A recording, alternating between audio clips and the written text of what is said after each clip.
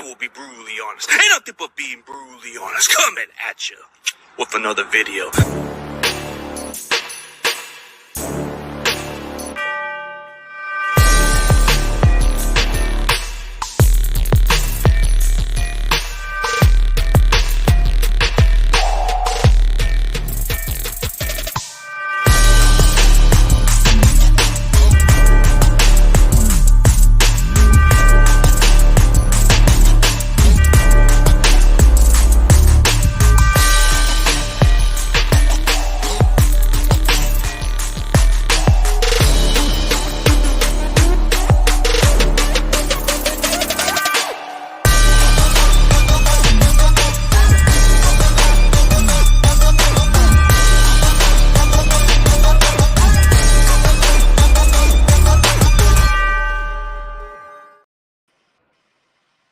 Ladies and gentlemen, let's welcome our special guests.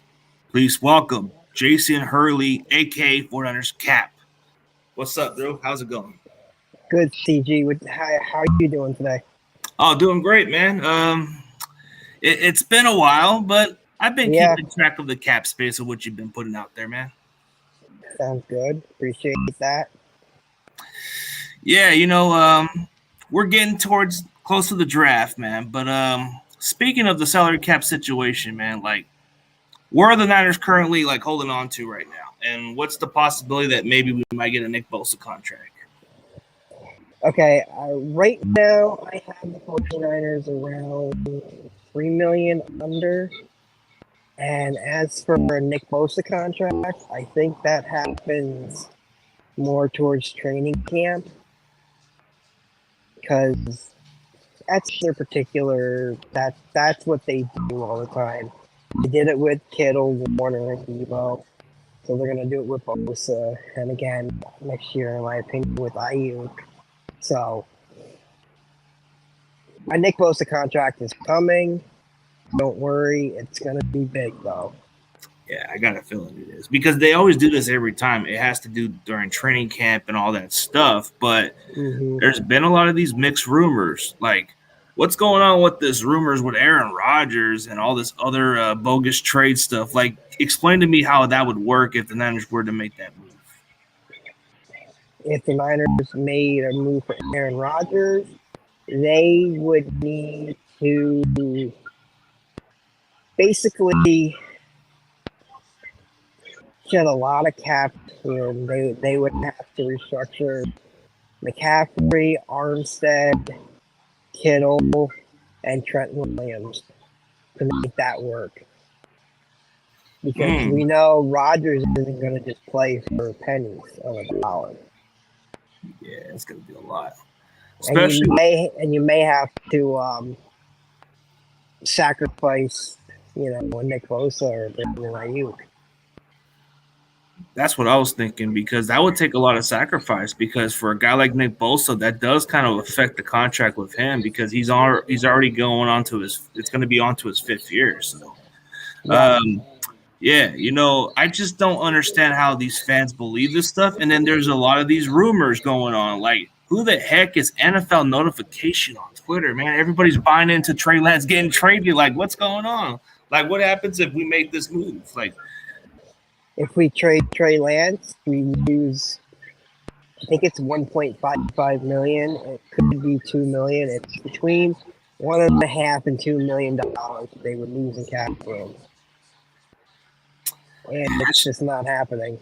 Yeah, I don't see it happening. I don't see it happening at all. But, there's just a lot of these complicated issues. But, I don't know how we pulled the Javon Hargrave, but you have a lot of the details of what's going on with that contract. So, what? Explain to me how that Javon Hargrave contract just seems kind of like a financial deal at this point.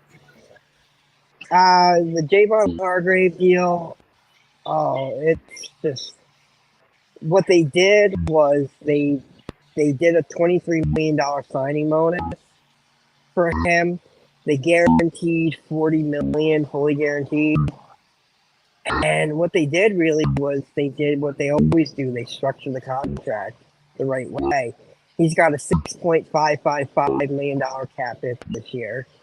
Next year, it's up to about 15.7 around there.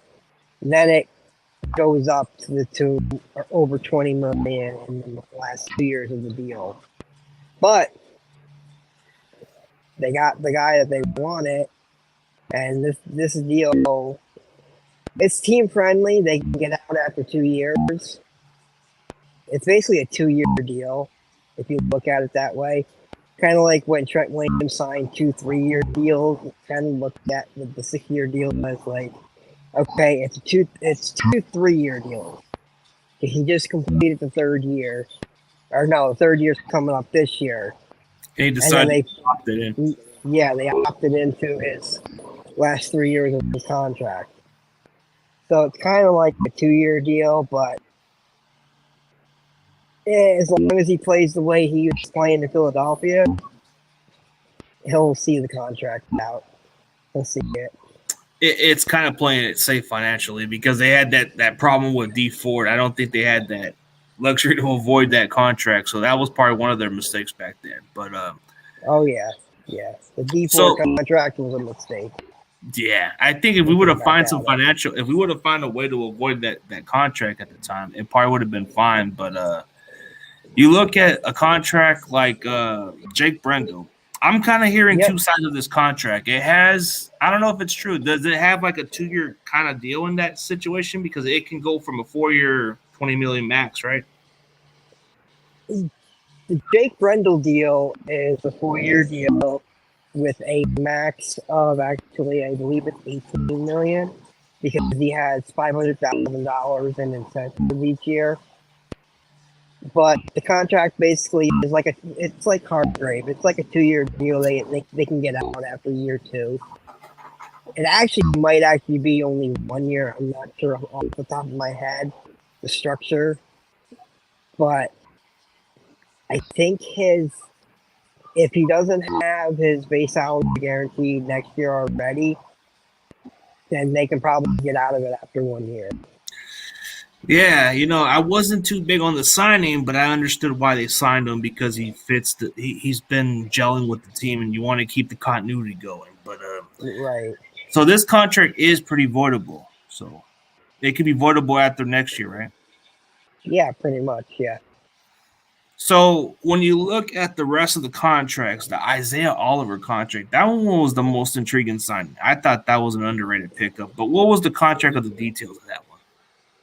That was a 2-year, $6.75 million deal. And the great thing about what they did with him was they added in 3 void years. So they basically were able to prorate his signing bonus over 5 years, which I think it was about 1.73 million signing bonus. So they prorated that over 5 years. And the good part about it is his cap numbers. This year it's only 1.686 million. Ooh. Next year it's only 3.8 million. So his contract's more of a bargain, huh? Like he signed very cheap on his contract for 2 years, right? Yeah, I mean that's averaging 3.375 million a year. I mean, he got a good deal for him coming off. He had the ACL a year before, but he played well last year. 6th highest ranked run defender at cornerback. Ward was 2nd, I believe. Travarius Ward. Okay. So they got 2 of the top 6 run defenders, 2 of the best cornerbacks at run defense. Oh yeah, run defend because Travarius Ward can do that and all that stuff. Yeah. So the contract to me for signing Oliver was a bargain because I think he would have at least got a little bit more. But yeah, I think his role would have to be playing the nickel, or does he even have a chance to compete the outside spot? I think he's nickel. He played slot in Atlanta, so he's best suited to be the slot for. I think he'll be the slot. Yeah, the nickel. So that's why his value was very cheap, because he played the slot corner spot. Because I don't think it's the most viable at that spot. You have to play outside corner to have at least a good value. Oh yeah. To have a good value contract as a cornerback, you got to be on the outside. Mm-hmm. I mean, you got cornerbacks making as much as $20 million a year, like Jalen Ramsey. Yeah, and then you've got Javarius Ward making 13.5 a year. So that's the price range you would have to pay a top flight outside cornerback. Yeah. As far as outside cornerbacks, it seems like we got some good depth, but do you feel like we can still address that in the draft or no? Yeah, I think that's something they should definitely look at, because I'm not sure Ambry Thomas has really developed the way they had hoped he would. You know, after what he did in that week 17 game, I think last year was the first. No, I'm so confused with when they went to an 18-week schedule, 17-game schedule. But it was the game against the Rams 2 years ago when when Odell was with the Rams and Ambry basically made the game-winning interception. But he just hasn't been anything near that since then. He hasn't really been the same since he missed time against the Packers. Yeah. I think that's what really hurt his development. Like, he was starting to play, he was starting to show signs, and then for whatever reason, he just didn't seem to regain the form he had. And then you had Diamante Lenore taking most of the opportunities. So yeah, Demo took the opportunities and he ran with it, and he didn't look great at first, but he's definitely improved since he got in there. He was pretty good in the playoffs. Yeah, he had 2 interceptions during the playoff run, and the only downside that I don't like about Lenore is, like, in the deep passing game, he gets really beat pretty bad, especially if you put him against a really big receiver. That's a mismatch for him. Oh, yeah, definitely. It's definitely a mismatch with Lenore against really, really big receiver. Yeah. Especially like a DK Metcalf type receiver who's 6'4", 200 and whatever he is. It's a big receiver. Yeah, it's kind of tough to cover with one of those guys, but when you expect a guy like Lenore to cover one of those other best receivers, I don't understand why the coach staff would put him out there when you can just put Ward out there. Yeah, that's something, I hope we see a difference under Wilkes than we did under DeMeco Ryans, where Ward played, I think, the left corner spot all the time, except for when he faced the that Seahawks game. He was basically blanketing DK Metcalf the entire game, where he played well. That was the game that we clinched the NFC West up in Seattle. So I hope under Wilkes we'll see more better matchups, better Ward, just better DBs matching up against the receivers. Yeah, that's my hope. What Steve Wilkes brings to the table is he's a DB guru, so he knows how to develop the defensive backs well. So yeah, exactly. I'm kind of intrigued on what kind of guy he's going to bring, because there's options in the draft. We can still address a cornerback. We can still get a safety. He's brought in a couple of guys. Like Isaiah Oliver was probably somebody that he kept an eye on going against him twice a year. He probably had some scout on this kid. He probably said, this guy looked good in Atlanta. We might want to take him. Miles Hartsfield, he probably liked him so much. He said, hey, let's just take him. Yeah. So there's some guys he's bringing in that's fitting. Yeah, and Hartsfield, he came out of bargain. He signed for the league minimum. Yeah, league minimum. 1.01 million. It was just like You can't beat that.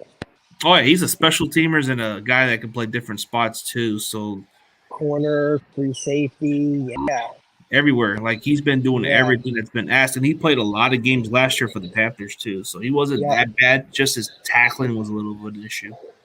yeah. You just gotta coach him up better. Yeah. You can teach him. But speaking of those contract and all that other stuff, so let's go into the draft. What's a player that you really hope that maybe the Niners should get? Like even at the spot we're at, like third round pick, let's say, what prospect caught your attention that you think is going to be right in that spot? I've got 3 players that I looked at. I'm not as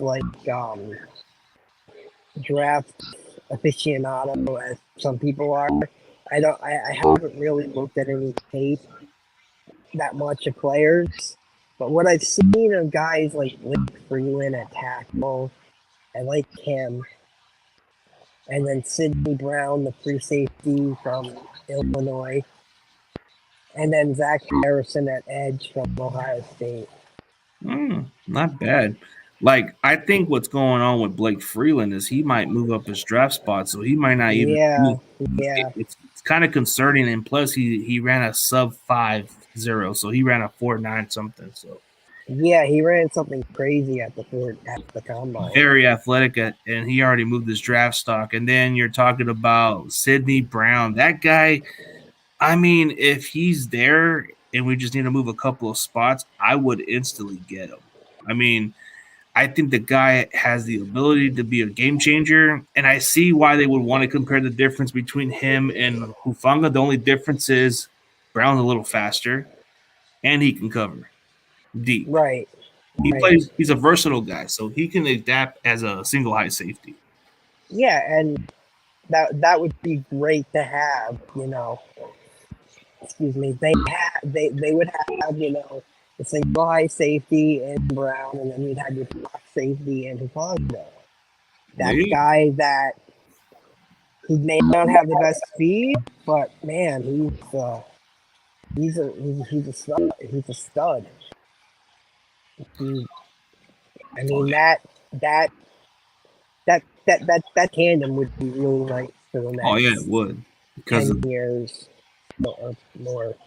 Yeah, a tandem of their caliber. They just have the hair kind of like them. They would just the Tasmanian Devil Brothers or the Palomalu kids. I just play. Yeah. So looking good, Eddie. Looking good. I guess Brian Cope said what's up to you, and I guess Steve was into the comments. Gotta get everybody's comments in here. And it's the kid. 916. Shout out to the Sacramento Kings, even though I'm not a fan of them. But they're in the playoffs this year, so that's interesting. Let's see. So if I'm going by realistic looks of the drafts, so I'm going to name you probably like 3 realistic guys I've been doing my due diligence on. I know Blake Freeland's going to probably be gone, so if we had to go with an option that's out there, there's quite a few that probably like this idea, and then there's some that don't like the idea. So I think Wanyel Morris, I think he's going to be right on that spot, either the 99 pick or the 101 pick. I think you can take him and develop him. I don't think he needs to start over Colt McKivitz. You can figure what you can do with this guy, or you can make him compete for that spot. So what stands out about Morris is he can play guard too. But he's a tackle. He's a right tackle in college. Just kind of like Burford, but more polish, more at the next level. Hey, I'm on board with that then. If he's another Burford, and Burford really played well this year. I mean, he had his ups and downs, but he played well. So yeah, I'd be down with that. Yeah, I did my due diligence with Burford last year, and he paid huge dividends. Having him on my show was pretty interesting. So he was somebody that I had some good scouting report on, and I just felt like maybe at the next level he could be the guard. And people just thought I was nuts. They said, dude, this guy's a right tackle in college. You're out of your mind. I'm like, nope, watch. They're going to move him at guard. Because the first 2 years he did play guard in college. Yeah, that's something people got to realize. You got to look at the history of the player. Yeah. PFF is great with their, I have PFF Plus, and it says like, this player played how many snaps at right tackle, left tackle, center guard, right guard, left guard, whatever it is. Yeah. But They the first 2 years for him was because they already had established starters at that tackle spot. So he had to play guard for first 2 years there. And he told me about why it happened that way. And then Wanya Morris was a guy who transferred from Tennessee that went to Oklahoma. He was the starting right tackle. Him and Anston Harrison, or I think Anston Harrison. I think Harrison's going to be long gone way before we're on the clock. But the other guy on the right side is somebody I like really much. And I know I'll probably get a little flack on this one, but everybody's going to call me a homer because I like all these Oklahoma players. So, I gotta show love to the OU players. They got some good talent, but realistically, he would be a great fit because he does play right tackle, and he kind of seems like the kind of guy that Shanahan likes, versatility. You can move a right. guard or move Burr for whatever spot too. Those guys are viable. Yeah. I mean, who knows? Burford might be the right tackle, and Wandell Moore could be, a right guard, or he's a right tackle, and Burford stays at right guard. Yeah. Who knows? We know Shanahan loves versatility, and I think he loves versatility along both offense and defensive lines, and in the defensive backfield. Oh yeah, absolutely. But like as far as like a realistic pick at the safety spot, I could see us going for a Jamie Robinson, a guy from Florida. I think he should be on that spot, or Jair Brown from Penn State, one of those two. I'd be okay with. Yep. Yeah, I've done a little research on those guys. I'd be okay with them. I mean, when you look at Jamie Robinson, he's a lot faster than what his 40 says, and he does have the ability to make some plays. And then Jair Brown didn't test well on the 40, but the guy has the ability to make some plays, getting that interception, making those hits, man. But I think he's a lot faster than that. I don't even think the speed is even a concern. I think it's more about can he play at the next level. I've seen some tapes where he played pretty well. There's quite a few guys that I might want to take a chance on. Maybe you can move him to another position. Maybe a Riley Moss can make a convert to safety. Yeah, seems like he's got versatility. Yeah. Because there's going to be a couple of these players who played a different position in college, and they might have to make the transition to another position. I think Riley Moss would probably be that one guy that he's a cornerback in college, but he does have the ball skills. Right. And he's got the intelligence, so he can probably fit really well. That would be a great fit. If or whoever drafts him, you use him. Or what? Or the other kid from Purdue, he's a big size cornerback, but maybe he's got the transition to do that too. Right. But like Riley Moss has the intelligence. I mean, I would think he would fit well, Yeah, exactly. I don't see why not. And then there's a couple of D tackles, or maybe maybe like some cornerbacks we might look at in the third. But I don't know if we want to go that deep into the draft with a cornerback. But if we were to go for a cornerback in the draft, I think some people are saying we might need another nickel. So I don't know, another nickel or maybe a cornerback. I think if we want to go cornerback, we have to go with somebody like I heard Tomlinson's nephew can play the nickel, so he might be another option there. Or we can go with a guy like I don't know if Darius Rush will be available, but the kid from South Carolina I really like. Kind of has that physicality. Like he's got some good skills that can relate to the next level. Right. I've heard Darius Rush's name mentioned by some. Yeah. As a possibility. Kind of reminds me a little bit of Colliver a little bit. Yeah. Got that aggressive style of coverage. There's quite a few good ones in the draft class. I mean, there's some solid D tackles, but we don't need one. But we're talking edge rushers, so there's quite a few good ones out there. So. Oh yeah. You've got Harrison, like I said. Going off my memory, KJ Henry to Clemson. He'll probably be gone though. You mean KJ Yeah, Henry? I think he might be KJ on there. Henry. Yeah, You I think think he he'll might. be there? Maybe. I think he might just slide a little bit because they look at him more as a run stopper at this point. Um, Gotcha. there's another guy too. Isaiah McGuire from Missouri. I heard a lot of good about this. Yes, I was trying to remember his name. Yeah, That's the guy that I really like. yeah, he met with the Niners and they seem very impressed with him. There's another guy I really like, but if you're not going to draft one in the third, I'd be okay in the fifth, and you just get this kid from Eastern Michigan, get this Jose Ramirez on the squad. Hey, they know how to draft in the fifth round. You can find a. I know they like to say day three is when you really build your roster, You build your and roster and you you develop them. do. And you develop them. Yeah, yeah. These are the guys that are gonna, come in, compete, and really just show the other 31 teams why they shouldn't pass over them. Oh yeah. Like Well, Hufanga, Kittle. those are where you find your players. Even Dre Greenlaw, a lot of these guys. But Yeah, Dre Greenlaw too. Yeah. yeah, Dre Greenlaw. There's a lot of good there. I mean, I guess since Carcass brought up Zach Pickens, I heard his name pop up a lot from South Carolina. But I think he would be available in the third round. Hmm. I mean, you have a tight end class that's pretty deep. Oh yeah, yeah. That I'd be happy with whoever we get. Like, I mean, it has to be better than Dwelly or Warner combined. Warner. Yeah, that has to be. They have to find someone that's just Could do both do both receiving and blocking. and compliment Kittle in some ways. Yes, compliment Kittle. I'd said I'd love to find someone who's kind of like Kittle, but it's kind of hard because Kittle is kind of, 1-of-1.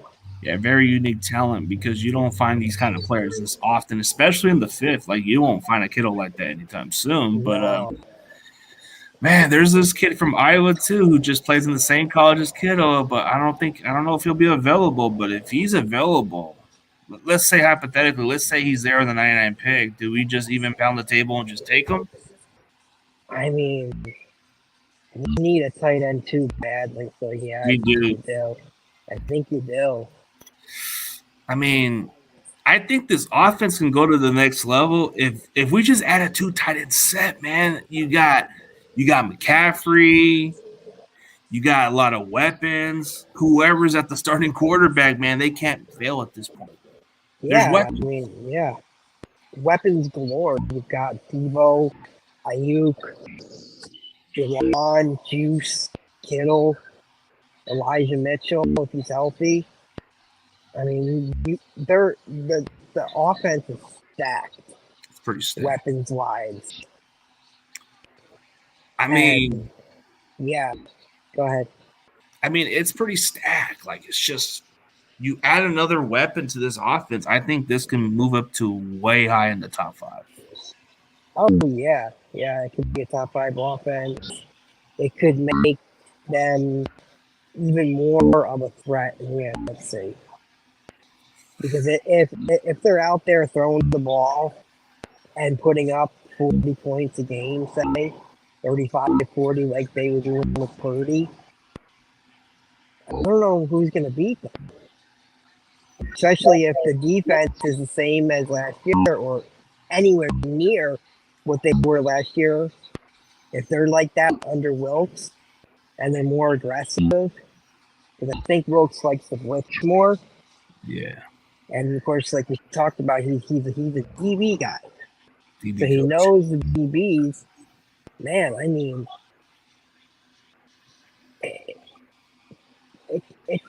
they could be right there at the top.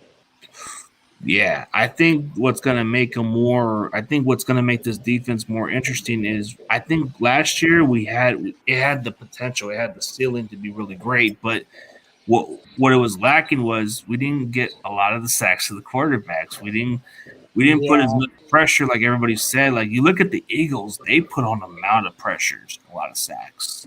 We were able to create pressure, but it wasn't like consistent Right. like them, Yeah. Yeah, They were and focusing on Bosa. and getting a Hargrave who had, I think, 11 sacks last year for Philly. I mean, that's a huge game. I mean, I had said they'll make a big splash signing, but I didn't think it was going to be Hargrave. I didn't think in some ways it would happen. Like, I thought, man, we're gonna go bargain shopping. We're not gonna even go with these names and all that. And then when I found out, when I wake up this morning and a buddy of mine who happens to be a Seahawks fan, Sam Dog, just gives me a call and says, "Hey, you guys made a great move," and I'm like, "Huh? What move did we make?" Because I'm just like waking up. Yeah, The news was already popping in. It was probably like maybe an hour ago before I was waking up for my night shift, and I'm like, oh snap! So we signed this guy, and I'm like, holy cow! I didn't think we were gonna get this guy. yeah. He was the least of my concern. I didn't even think we were gonna get this guy. Yeah, I was on Twitter, like, I was watching NFL Network, watching Free Agency Frenzy, and I was on Twitter, just I like to type in 49ers to see anything 49ers, what people have to say. It's crazy. You got all the Lamar, get Lamar, Lamar this, Lamar that to the Niners, and that's just not possible anyway. But I see Hargrave 4-year deal, $84 million to the 49ers, and I'm like, no, this is a fake account. And I look at it, and it's Adam Schefter, or it's Rap Sheet. And I'm like, no way. It's gotta and be. I look up, it's gotta be fake. It's gotta be a fake account that's trying to troll them. Yeah, trolls. But when you watch the ESPN or NFL Network and it's popping up out there, it's legit. Yeah, and then the NFL Network had the breaking news, and they had Hargrave and the Niners, and I'm like, yeah, hell yeah. Yeah, I'm like, damn, yeah. That guy is awesome. I've been high on him ever since he came out of South Carolina State. I've heard a lot of good things about him coming out of that college. Like, the competition was different, but he was still good at the next level. So he came from the Pittsburgh Steelers, then he went to the Eagles, and he became really good for the Philadelphia Eagles. Like, if you take away what he did in Pittsburgh, he wasn't at that point, But when he went to Philadelphia, he started breaking out more. So. Oh yeah. When he went to Philadelphia, he got. Yeah, whatever they did, whatever happened, whatever he did, it worked out, and now he got paid, and he got the big deal. He got what he got, and he earned it. Yeah, I'm just intrigued by what's going to happen with this defense. I mean, the NFC West, they thought maybe there was a chance they might just sneak back into the mix, but maybe not. We might have too much power for them to overcome, but we're not going to overlook the Seattle Seahawks. We're not going to overlook our division, but on paper, we look great. Yeah, on paper, we look great. It's just the quarterback position is the question mark. Quarterback is the question mark, and while we look great on paper, we have to also prove it on the field. Oh, yeah, absolutely, man. You could be, you could be paper champions, but what's that? I don't mean squat. Don't mean squat. Because it's all about what you've done on the field, not what you've done on the paper. So it's like exactly. Hargrave on paper, we're a dominant defensive force. We should have the similar production of the Philadelphia Eagles last year. We should be able to get enough pressure off the quarterbacks. Getting him just makes our team better. Like, I don't think there's anybody else that would make this defense more scary than just adding a guy like Hargrave. But yeah, I know. I agree. Adding Hargrave makes him scarier. It's like the rich get richer type thing. It gets riskier, but I'm intrigued by what Drake Jackson could do in year 2. I mean, yeah, I'm really hoping Drake can make that year 2 jump. Yeah, that leap. Yeah, kind of like Ufanga made the leap from year 1 to year 2.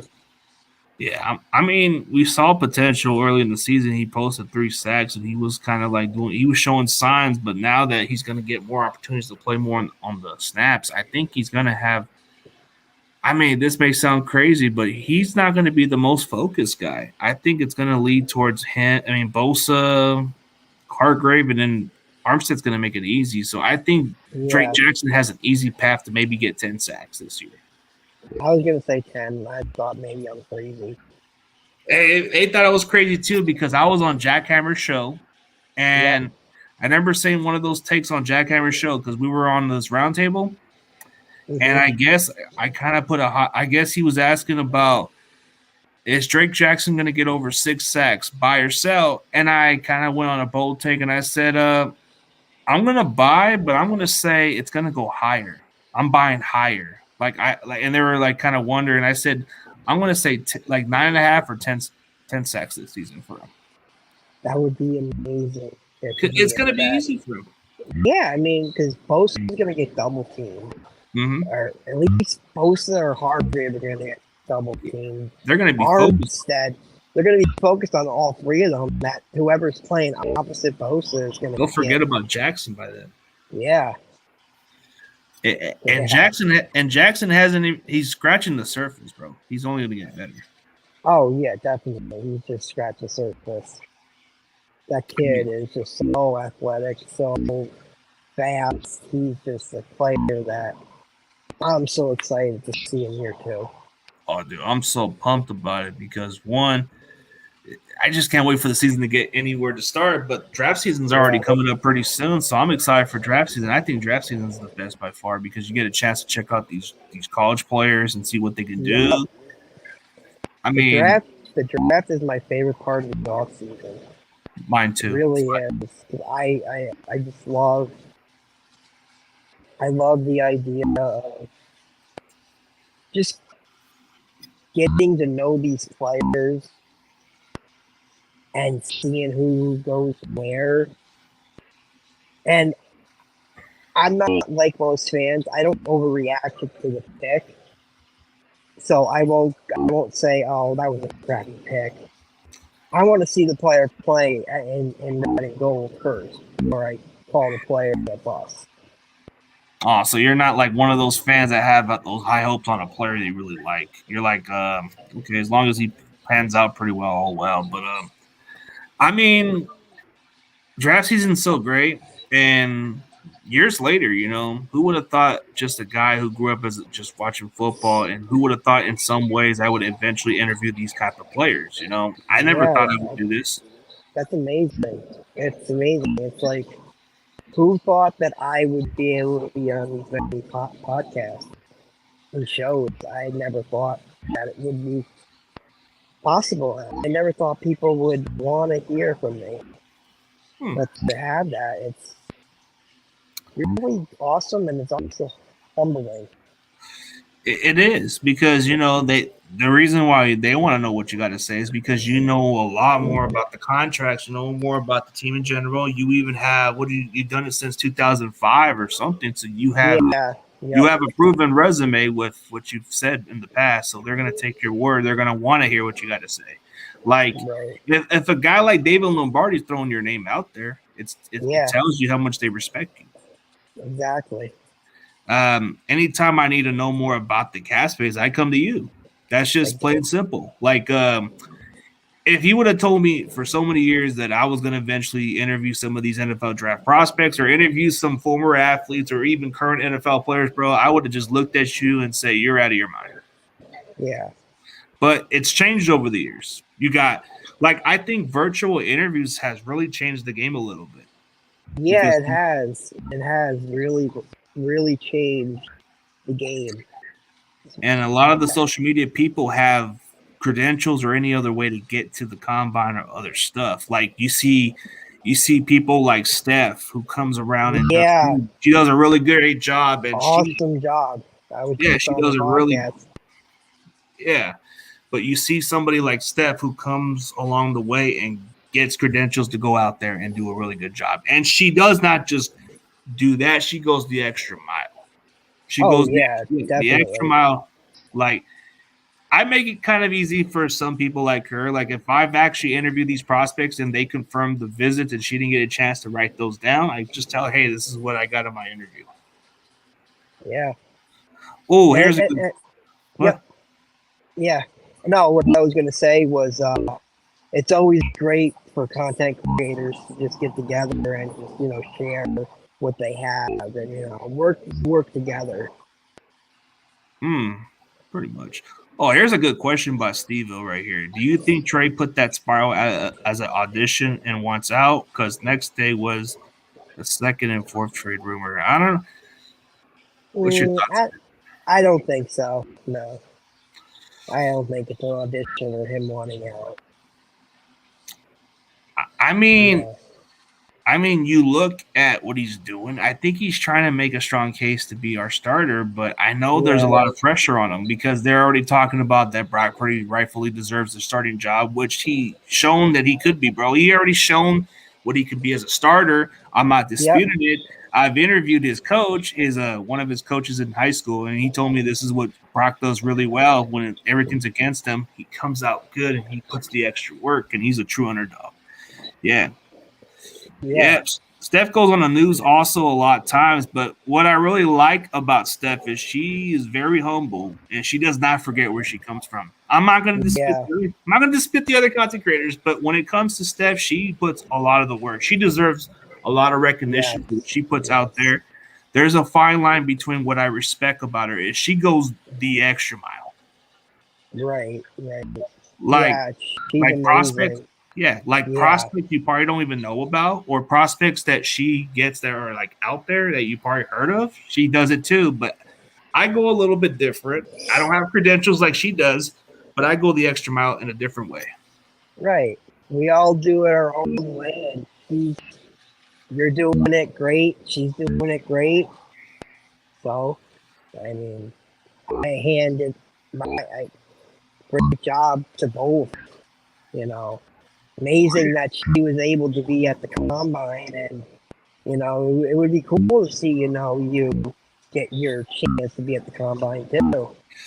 It would be nice. It would be cool, but I got to give credit where it's due to a lot of these guys. You got guys like Brad who go out there. I mean, you got Jason. You got Jason Oponte who goes out there. I mean, you got Crocker. You got. I mean, Grant Cohn's already a proven name because of his dad and all that. Which, when you look at guys like David Lombardi, they're just a brand of their own. But the one that matters to everybody else, it's Matt Miyoko. And I think Matt Miyoko is the one guy that stands out. But the rest of them, they're making a strong push.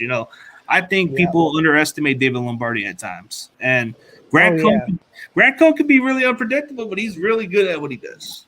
Oh, Grant's. It's funny. Me and Grant, I kind of had a love-hate relationship with the guy. He brought up some old tweets of mine about Earl Thomas, how I wanted him in 2020, but since then, hashed it out. I actually don't mind Grant. He doesn't bother me. Neither does Lombardi.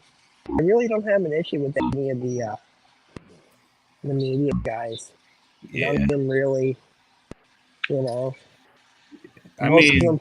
of them follow me and I follow them. So I'm surprised David Lombardi follows you and he throws your name out there, man. He must be really respectful for you. I mean, it's kind of intriguing that you come a long ways for what you do, and you talked about people want to listen to what you guys say about cap space, and you have like almost 10,000 followers on Twitter. I mean, do you ever thought of yourself in some way maybe you should be a content creator to update cap space or do some updates of the Niners, bro? I think maybe you probably have some potential to maybe make a little more income down the road. Yeah, I've thought about it, and I would love to do it. I just don't know where to start. Just got to start off somewhere. But, I mean, you got a good amount of followers on Twitter. I would think maybe if you start building up slowly, you'll get there. Yeah. I mean, there's a lot of guys who started off from Twitter. Like, you had guys like Raj, who was just mostly on social media. And then once he started doing YouTube, he started gaining more followers out of it. So it's like, if they already know who you are and they see you around and they see your updates, bro, they always share a lot of your stuff. I mean, yeah, and it doesn't have to be like, a 45-minute video. It can be, hey, breaking news, this guy got signed, or Yeah, quick. news update, salary cap update. You know, could be a 5-minute piece. So that's Oh something I yeah, should consider. yeah. Definitely. I think that should be something to consider. But I'm just kind of giving you some maybe like future plans because I mean, like you said, people take you seriously on your cap space. I would think for you, man, you should at least be one of the top cap space content creators on YouTube. Like you do. I mean, I guess you do more than the Niners. You do the Vikings. I don't get it, but what makes you kind of follow the Vikings a little bit? Oh, that's funny. That's my dad who passed away in 2019 was a big Vikings fan, so I did it for him as like a tribute. Oh, okay. So I guess if you were to do content, I guess you could mix up the Vikings in some ways for your dad too. But Yeah, but I mean, I would mostly stick to the 49ers. okay. So now I get why you do the Vikings because of your Yeah, dad. yeah. It's not Huge. that I actually like the Vikings. I Now you watch just their games, but I just for him I miss him so much. So huge respect for that, man. I mean, it takes a thank lot. you. That's like me trying Yeah. to go on the cowboy route, even though it's not something I like to do, but it's in my dad's thing. But I'm not gonna do that. It Hmm. just sounds kind of awkward for me to just do that for my dad, even though it's respect. But Yeah. yeah, what's up, David? How's it going, bro? We're gonna probably get the show on pretty soon. But for anybody else, tell everybody where they can find your social media platform, and Yep. we'll end on a high note, bro. We'll maybe get one more question, and that's it. Okay. You can find me on Twitter at 49erscap and go to 49erscap.com for all your salary cap questions, needs, answers for the 49ers. One stop shop for the 49ers.